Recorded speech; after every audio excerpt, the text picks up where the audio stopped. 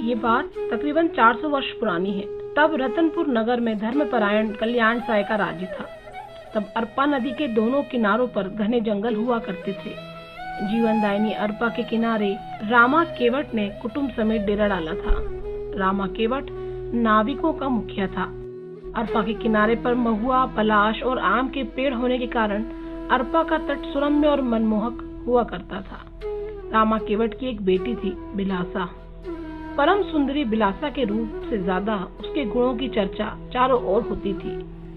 जल्द ही रामा का बसाया हुआ गांव बढ़ने लगा था।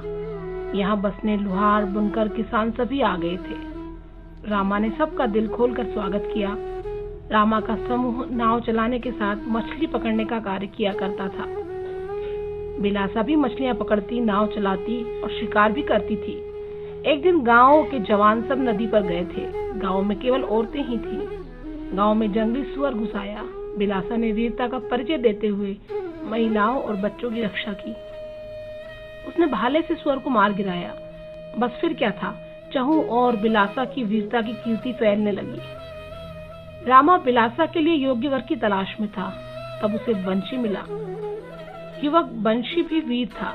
वह नाव चलाने में तो कुशल था ही, मछलियां भी खूब पकड़ता था। बिलासा की शादी बंशी से हो गई। दोनों सुखी जीवन बिताने लगे। बिलासा के नित नए बहादुर के कारनामे चारों तरफ गूंजते रहे। एक बार राजा कल्याण साय शिकार खेलने जंगल में निकला। हांका लगा। राजा घोड़े पर बैठकर सरपट दौड़ा। तब जंगल में बहुत जानवर थे। छोटे मोटे जानवर भाग रहे थे। राजा भी बड़े शिकार की तलाश में घोड़ा दौड़ाता रहा। शिकार की तलाश में राजा बहुत दूर निकल गया। जंगल बहुत बड़ा था, बहुत घना था। राजा कल्याण साय भटक गए, साथ ही अपने सिपाहियों से बिछड़ गए। अब शाम घिराई थी। राजा को प्यास लगने लगी। उसने चारों ओर नजर उठाकर देखा। पलाश का वन सुदूर फैला था। लाल लाल पलाश के फूल दहक रहे थे। फागुन का महीना था, लेकिन प्यासा राजा प्रकृति के इस मोहपाश में कब तक बंधा रहता। तभी उसे लगा करीब ही कोई नदी है जिसकी आवाज आ रही है। राजा आगे बढ़ा, लेकिन ये क्या, सामने एक जंगली सुअर खड़ा था। राजा संभल पाते उससे पहले ही जंगली सुअर ने उन्हें घायल कर दिया। सौभाग्य से उसी दिशा से वंशी गांव को लौट रहा था।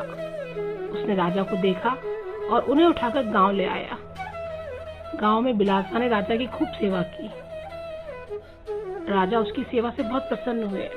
राजा ने बंशी और बिलासा का आभार प्रकट करने के लिए बिलासा को एक जागीर दे दी। बिलासा को जागीर मिली तो आपस में और गांव जुड़ गए, मानो एक छोटा सा नगर ही बस गया। तब राजा ने कहा, ये तो नया नगर है, इसे बिलासा के नाम से ही याद किया जाएगा।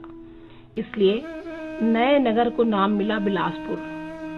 तब से यही नाम चला आ रहा है। अब ये शहर बहुत बड़ा हो गया है।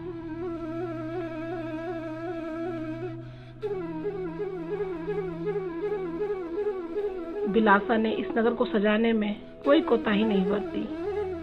एक दिन बिलासा को अचानक राजा का बुलावा आया। दरअसल राजा को दिल्ली से बादशाह जहांगीर का बुलावा आया था। उन्होंने राजा को कुछ कुशल लोगों के साथ दिल्ली बुलाया था। दिल्ली में कोई बड़ा सा मेला लगा था। सबको जाना था, करतब दिखाने थे। राजा ने बिलासा को, गोपाल मल्ल को और भैरव दुबे को साथ लिया। गोपाल मल्ल राजा के सबसे विश्वसनीय साथी थे। भैरव दुबे हथेली में सुपारी फोड़ देते थे और बिलासा की बहादुरी के किस्से तो सभी जानते थे।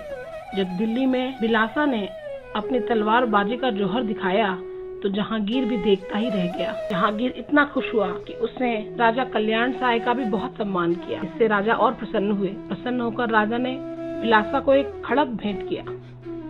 बिलासा की वीरता की चर्चा घर घर में होने लगी। उसकी गाथा गीतों में पहुंच गई। आज भी ये गीत गाया जाता है। अरपा नदी के तीर मा जन्मिन सुगर बिलासा केवटिन, सुगर बिलासा केवटिन अपन स्वाभिमान की रक्षा करिन, नाव अमर कराइन, अरे नाव अमर कराइन हरी। मरद बरोबर लगे बिलासा, लागे देवी के अवतार, भगवा असन रेंगना जेखर, सनन सनन चले तलवार। बिलासा का नाम अमर है। उसके नगर बिलासपुर को आज हम संस्कार धानी के रूप में जानते हैं। इस वीर नारी का नाम अजर अमर रहेगा। माता बिलासा की यश कीर्ति दिनों दिन और फैलेगी। हम छत्तीसगढ़ के वासी माता बिलासा को नमन करते हैं।